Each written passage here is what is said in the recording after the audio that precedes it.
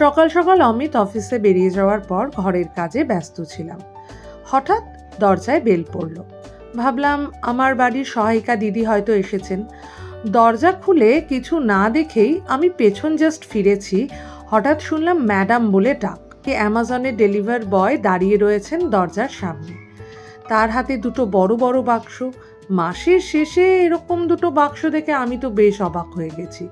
Phone করে অমিতকে জিজ্ঞাসা করলাম সে কিছু অর্ডার করেছে কিনা। ও তো পুরো না করে দিল এবং সেও ব্যস্ত হয়ে পড়লো যে ওর মধ্যে কী আছে সেটা জানার জন্য। দরজা বন্ধ করে আমি খুলতে বসলাম, আনপ্যাক করতে বসলাম, কী আছে জিনিসটার মধ্যে দেখি। ওমা, খুলতেই একটা রাখির ডাব্বা যখন বেরোলো বুঝলাম এ কার কাণ্ড। আমার বোন মেঘা প্রত্যেক বছরই ওর দাদামণি মানে আমার হাজব্যান্ড অমিতকে রাখি পাঠায়, আর তার সঙ্গে ছোটোখাটো গিফট।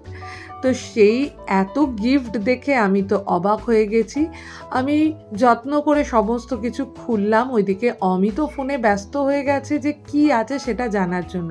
অ্যাকচুয়ালি বুঝতে পারছিলাম না কে গিফটটা করেছে।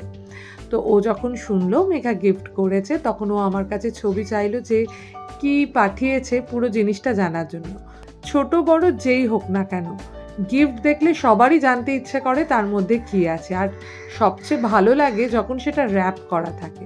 তো যাই হোক, মেঘা অনেকগুলো গিফট পাঠিয়েছে, সেগুলোই আস্তে আস্তে আনবক্স করছি। তোমরাও দেখে নাও গিফটগুলো কী কী, আর একসঙ্গে ছবি দিয়ে দিই, তাহলে তোমাদের বুঝতে একটু সুবিধা হবে। সবাইকে জানাই হ্যাপি রাখি। সবাই খুব ভালো থেকো। রাখি পূর্ণিমার শুভেচ্ছা জানাই।